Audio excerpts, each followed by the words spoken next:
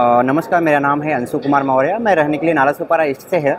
अगर हम बात करें वसई विरार महानगर पालिका की, तो पिछले 8-10 सालों में जो मैंने देखा है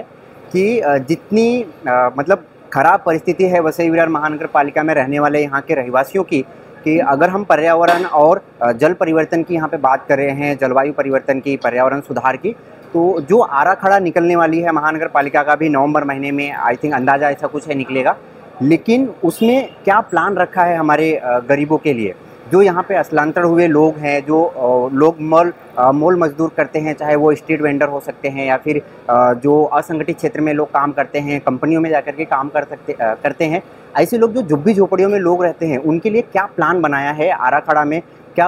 नगर पालिका ने उनके लिए सही प्लान बनाया है, ये तो तब पता चलेगा जब वो आरा खड़ा बाहर निकलेगा। लेकिन अगर हम वहीं पे देखें कि जो जलवायु परिवर्तन की बात कर रहे हैं, लोगों की स्वच्छता की बात कर रहे हैं, गवर्नमेंट जो है स्वच्छता की अभियान चला रही है, लेकिन क्या जहाँ पे लोग रहते हैं झुग्गी झोपड़ियों में, वहाँ पे कचरे की व्यवस्थापन सही है क्या? घन कचरे की व्यवस्था जो नगर पालिका में वो सही तरीके से काम कर रही है क्या? तो ये हमें वहाँ पे समझना बहुत ज़रूरी है कि लोग जो है गटर में कचरे को फेंक रहे हैं या फिर जहाँ पे वो कचरे को डाल रहे हैं, वहाँ पे सही तरीके से गाड़ियाँ जो है समय पे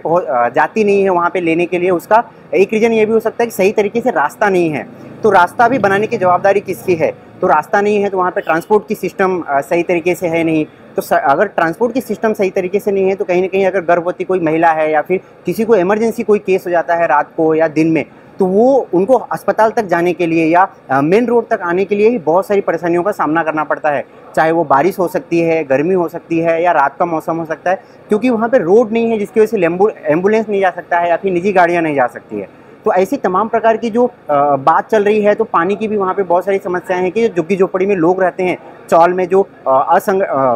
अनधिकृत है, घरपट्टी टैक्स भर रहे हैं, लेकिन अनधिकृत करके उनको फॉरेस्ट की जगह पे बसाया गया है और फिर उनको हर साल टैक्स जो है 15 से 20 रुपये हर साल जो उनका घरपट्टी भरा जाता है, 15 से 20 रुपये बढ़ करके आता है उनको टैक्स में। लेकिन टैक्स में जो चीज़ें ली जाती है, जैसे रोड का टैक्स हो सकता है, पानी का टैक्स हो सकता है, उनके घर की सुविधा की, लाइट की, गटर की, लेकिन सही तरीके से उसका प्रॉपर जो है उसकी स्वच्छता अभियान बोल सकते हैं या फिर उनको जो सुविधाएं हैं वो लोगों को नहीं मिल रही है। चाहे वो अस्पताल है, नगर पालिका, अगर हम बात करें अगर मुंबई में और वसई विरार शहर की, तो ब्रो मुंबई महानगर पालिका में जिस तरीके से अस्पताल है, वैसे वसई विरार शहर महानगर पालिका अस्पताल नहीं है यहाँ पे।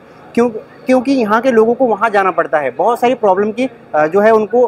15 दिन, 20 दिन, महीना भर जाकर के वहाँ पे अकाज करना पड़ता है। वो रोज़ कमाने खाने वाले लोग हैं, तो क्या उतना वो सर्वाइव कर पाएंगे? वहाँ पे क्यों जाना है उनको? उनका टैक्स यहाँ पे करते हैं, यहाँ पे वो वोटिंग देते हैं, यहाँ के वो नागरिक है, तो उनको यहाँ पे ऐसी अस्पताल की सुविधाएं क्यों नहीं मिल रही है? ऐसा मेरा कहना है कि उनको भी यहाँ पे ऐसी सुविधा मिले, ताकि यहाँ के लोग भी जो है अच्छे तरीके से रह पाएँ। जिस तरीके से पानी दूसरे शहरों में मिल रही है, वैसे यहाँ के लोगों को जो पानी कम कीमत में